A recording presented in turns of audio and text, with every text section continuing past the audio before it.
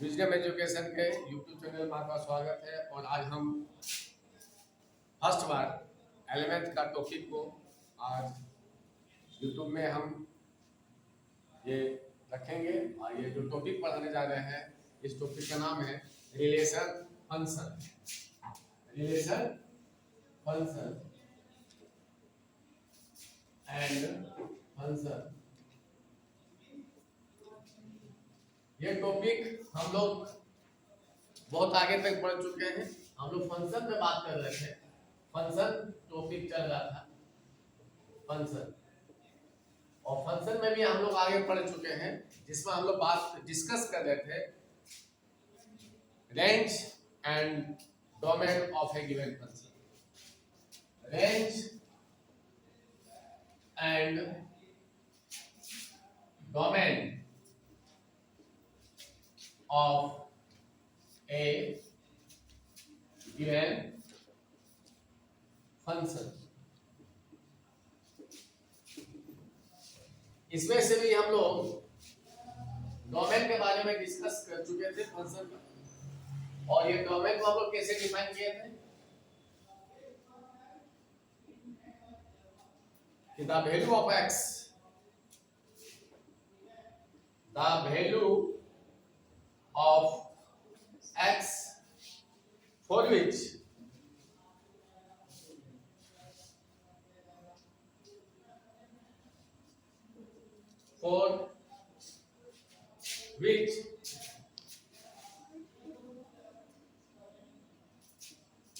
the value of y will be defined। इसका मतलब क्या हुआ कि x के उस वैल्यू को हम फंक्शन का डोमेन कहेंगे, जिसके लिए y क्या होगा, डिफाइंड होगा। y का वैल्यू हमको मिलेगा, y का वैल्यू हमको मिलेगा, तो x के उस मान को क्या कहेंगे, domain. then the value of x is called the domain of given function। बहुत ही आसान, ये डिस्कस हम लोग रिलेशन में भी किए हैं, फंक्शन के शुरुआत में भी किए हैं। और ये जो डोमेन अभी हम डिफिनीशन लिखे हैं, ये सवाल बनाने में काम आएगा। जब मैथ का हम लोग थ्योरी प्रैक्टिकल जब सवाल बनाएंगे, तब ये वहां डिफाइन काम आएगा। अभी हम इसका एग्जांपल लेंगे, उदाहरण लेंगे, तब ये क्लियर हो जाएगा। अब हम लोग चलते हैं range of A given function. Range of A given function.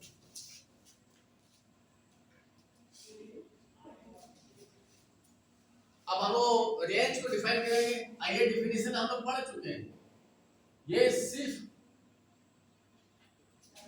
सवाल से रिलेटेड है, सवाल बनाने में हमको काम आएगा। इस वजह से यहाँ डिफिनीशन एक अलग टाइप का पढ़ते हैं, जिससे सवाल आसानी से बनता है। जस्ट इसका उल्टा, x के उस वैल्यू को कहेंगे डोमेन, जिसके लिए y का वैल्यू मिलेगा हमको। आप यदि इसको हम लोग करना चाहेंगे रेंज, तो क्या होगा, रेंज का डिफिनीशन क्या होगा। इसका मतलब क्या हुआ कि मान कर चलो एक छोटा सा एग्जांपल है, देखना ध्यान से। x+1 छोटा सा एग्जांपल, यहाँ सब बच्चा जान गया होगा। इसमें x को हम लोग क्या बोलते हैं, डोमेन बोलते हैं, और y के वैल्यू को रेंज बोलते हैं। दूसरा भाषा में वैल्यू भी बोलते हैं, फंक्शन। क्लियर। अभी हम x का वैल्यू दिए, मान के चलो x का वैल्यू मान लिए, तो y वैल्यू आ गया 2। इस 2 को कहेंगे रेंज या इमेज। लेकिन अब हमको पता लगाना है, तो ये हो गया डोमेन। जब ये डिफाइंड हो गया, y डिफाइंड हो गया, तब इसका नाम क्या होगा, डोमेन। फंक्शन, फंक्शन का डोमेन। अब इसको हम लोग डिफाइन करेंगे, रेंज को डिफाइन करेंगे। किसको डिफाइन करेंगे, रेंज को। तो जब रेंज को डिफाइन करेंगे तो इसके लिए क्या करना पड़ता है, फंक्शन को उल्टा करना पड़ता है। अभी ये फंक्शन है y is a function of x, देखो ध्यान से, हाँ है ना, y is a function of x। जब हमको रेंज निकालना होता है तो इस फंक्शन को उल्टा करना पड़ता है। जब इसको उल्टा करेंगे तो क्या होगा, देखना ध्यान से, उल्टा करने का मतलब क्या हुआ कि अब ये बनेगा x is a function of y, हाँ है ना, समझ में आया कुछ? मैंने आप जो सवाल दिया हुआ रहता था y इक्वल टू, तो उसको बदलना पड़ेगा x इक्वल टू, तो बहुत ही आसान है। तो दिया हुआ है y बराबर x प्लस 1, इसको बदलना होगा, तो y का वैल्यू मिल गया, लेकिन हमको चाहिए अब x का वैल्यू, किसका वैल्यू चाहिए, x का। तो नियम क्या है कि जिसका वैल्यू हमको निकालना है उसको एक साइड रखना है, बाकी को अदर साइड। ये मैथ बनाने का सबसे आसान तरीका है। यदि जिसका वैल्यू हमको चाहिए उसको एक साइड रखना है, वो लेफ्ट हो या राइट, बाकी को अदर साइड। अब यहां से हमको निकालना है x का वैल्यू, तो 1 किधर ले जाएंगे, हाँ है ना, क्या बच गया, x बचा।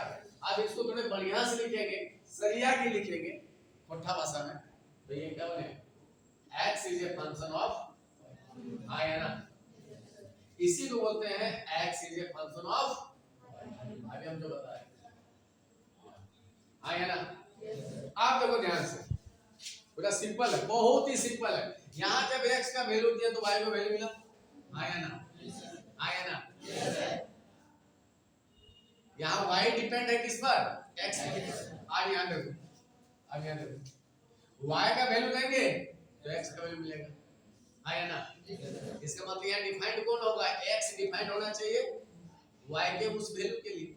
आप समझ आया, ये समझ आया। आप मान के चलो y का वैल्यू देंगे और x का वैल्यू मिलेगा, x का वैल्यू मिलेगा, तो y के उस वैल्यू का नाम क्या होगा, y के वैल्यू को हम क्या बोलते हैं, या समझाया, x का वैल्यू दिए तो y निकला, तो x के उस वैल्यू को डोमेन।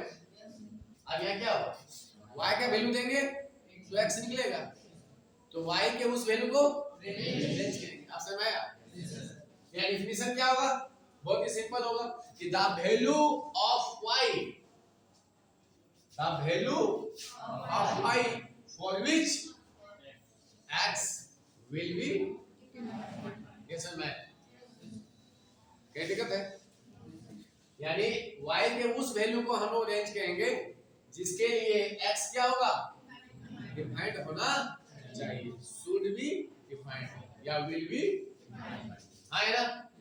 तो अब इसमें हम लोग चलते हैं डेफिनेशन में, कहाँ चलते हैं, डेफिनेशन में। तो डेफिनेशन लिखो तुम लोग यहाँ,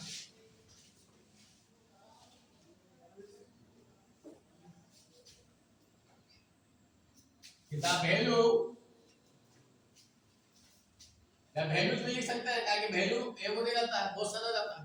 वैल्यूज क्या होगा, of y for which x, for which x will be defined.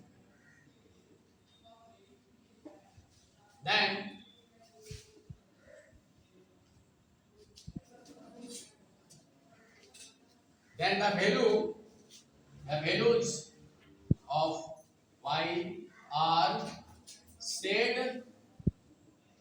to be range, क्या होगा, range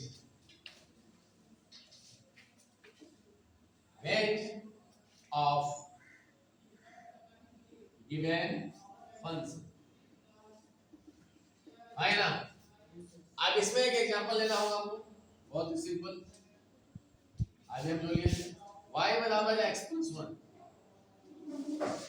मान कोई फंक्शन है, क्या है ये, जब ये फंक्शन है, सोच के देखो, बहुत सिंपल है, जब ये फंक्शन है जिसका डोमेन होगा या नहीं होगा, इसका रेंज होगा या नहीं होगा?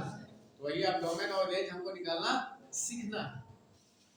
बुझा या नहीं बुझा? आप देखते हैं क्या आप आगे इस सवाल को हम लोग लेके चलते हैं। तो क्या लिखेंगे? Solve we have y equal to x plus 1। हाँ या ना? तो सबसे पहले हम लोग क्या निकालते हैं? हमें ऑलवेज डोमेन निकालते हैं। Always domain. यदि सवाल में पार्टिकुलर दिया हुआ है कि रेंज निकालना है तो हम रेंज पे ध्यान देंगे। ऐसा नहीं कि हमको डोमेन निकालना जरूरी ही है। लेकिन जब भी हम लोग एग्जांपल पढ़ेंगे तो सबसे पहले हम लोग क्या निकालेंगे? डोमेन निकालेंगे, उसके बाद रेंज निकालेंगे। समझ में आ गया? अब ये एक फंक्शन हो गया y के फंक्शन ऑफ x। देखो क्लियर है? समझ में आ गया? आज जब ये y के फंक्शन ऑफ x लिख दिए, ये हो गया थ्योरी। क्या हो गया ये? थ्योरी। अब इसका प्रैक्टिकल क्या होगा? जल्दी बोलो। Geometrical graph. x का वैल्यू देंगे तो y का वैल्यू मिलेगा, x एक्सिस और y एक्सिस। इसका ये ग्राफ हम लोग खींच सकते हैं। ये ग्राफ क्या बतलाता है, क्या रिप्रेजेंट करता है, ये अभी हम लोग देखेंगे। हाँ या ना?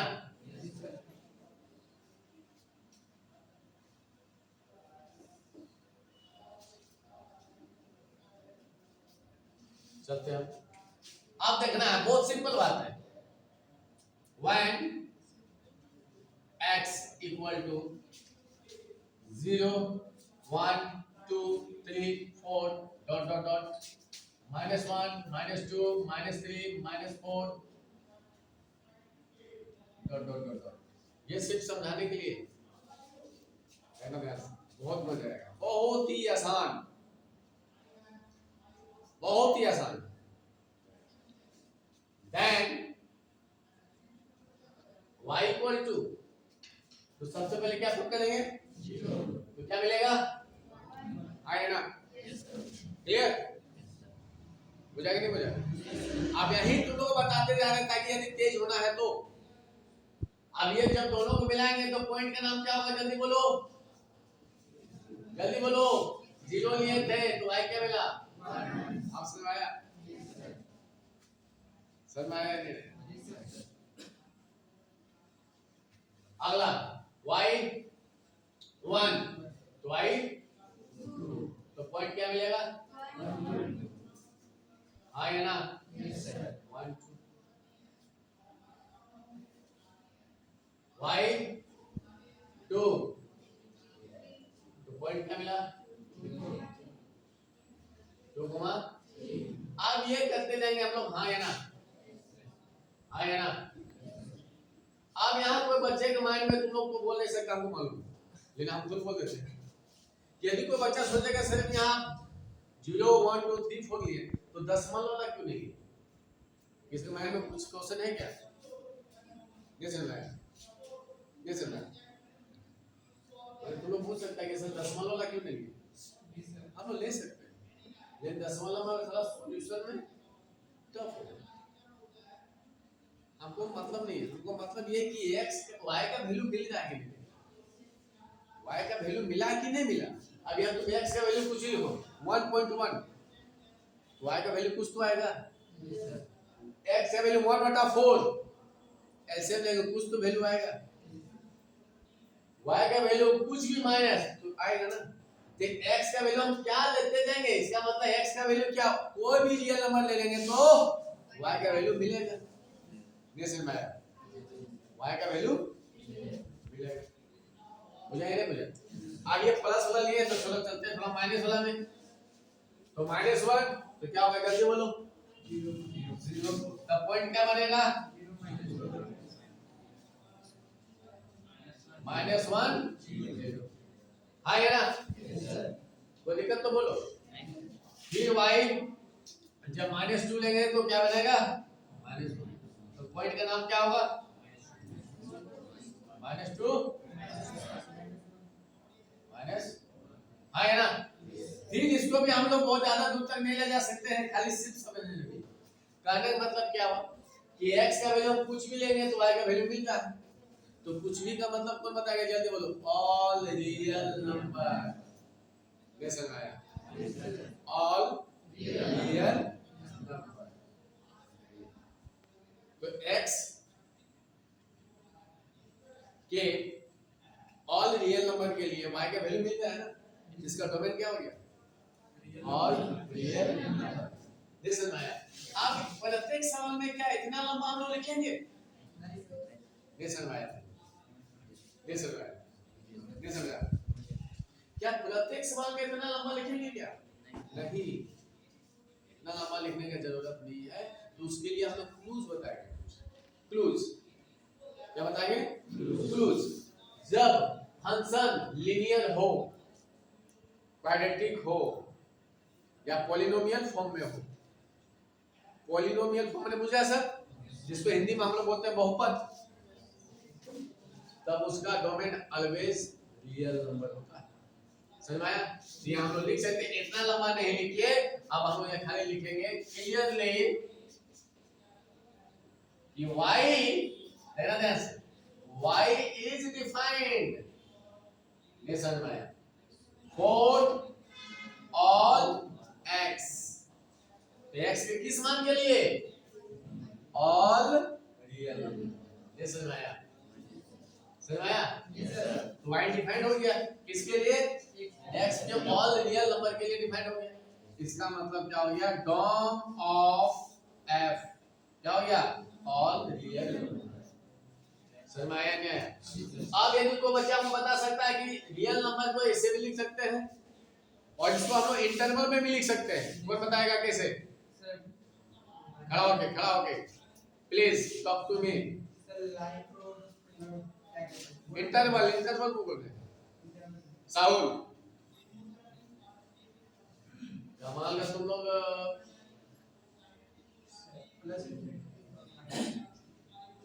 शंकर सरिया पढ़ के तुम लोग एकदम नाम बदलवा देगा यार। इंटरवल नहीं बताए? इसी का तो नाम है ये माइनस इन्फिनिटी टू इन्फिनिटी। यही तो आगे होता है ना। आगे समझ में? तो ये इसका निकल गया क्या? डोमेन। अब हम लोग किधर जाएंगे? रेंज की तरफ। कोई दिक्कत?